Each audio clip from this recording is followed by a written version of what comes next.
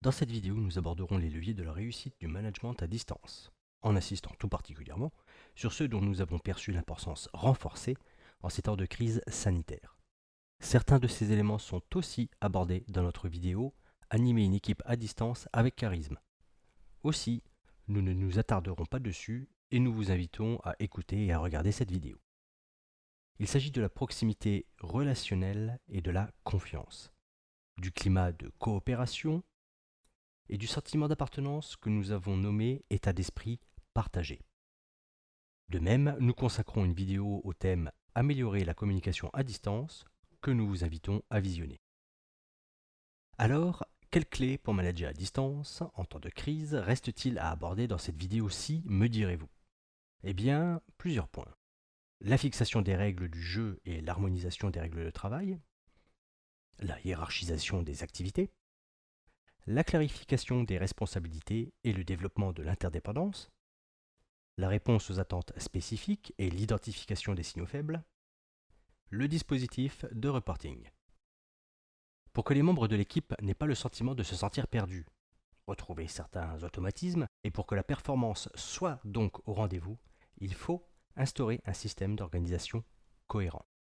Mais l'organisation est apprenante, et il est tout à fait possible, et même recommandé, de laisser la latitude aux utilisateurs de cette organisation, que sont les membres de l'équipe, de contribuer à l'élaboration de ces règles, ou tout au moins à leurs ajustements, lors du lancement de l'équipe ou de l'expérience de travail à distance.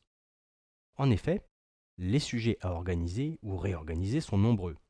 Préparation, contenu et suivi des réunions, gestion de la documentation, mise à jour de l'agenda partagé, briefing et débriefing téléphoniques, coordination, adaptation des procédures, etc. En période de crise, il est plus important que jamais de fixer les priorités.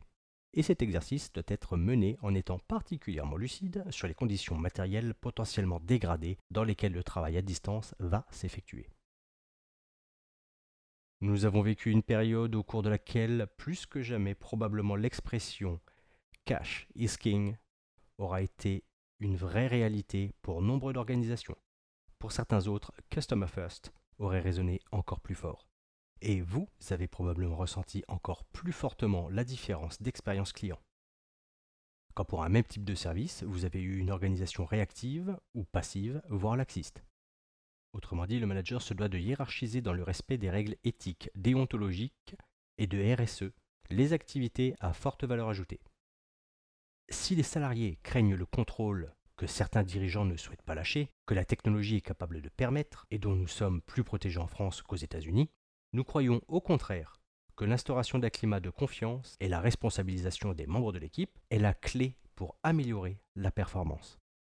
Cela passe par le fait de trouver la meilleure place de chacun, ce qui nécessite, à minima, la collaboration entre l'entreprise et le salarié, par exemple grâce à l'utilisation de la plateforme Map & Match.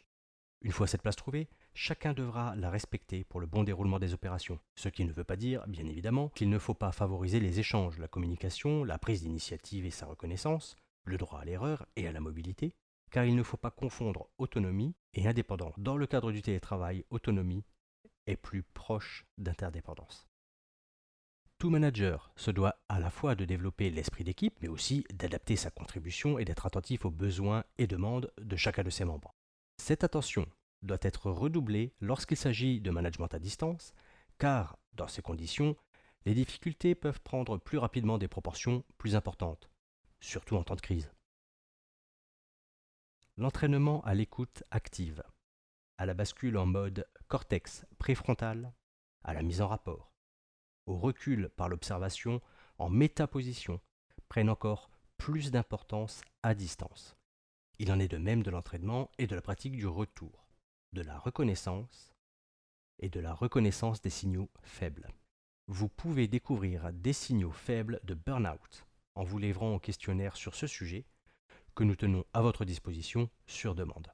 Et pour tous les autres points cités, ici nous sommes bien entendu également à votre disposition.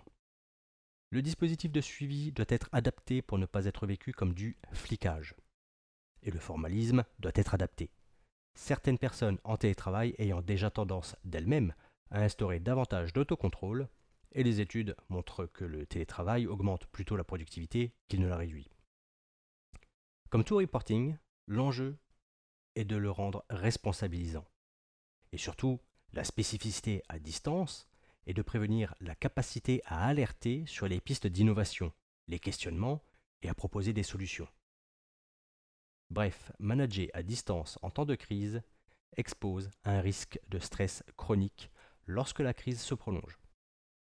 En cette période où les managers sont particulièrement sollicités, êtes-vous attentif à vous pour pouvoir assumer pleinement votre rôle de soutien ?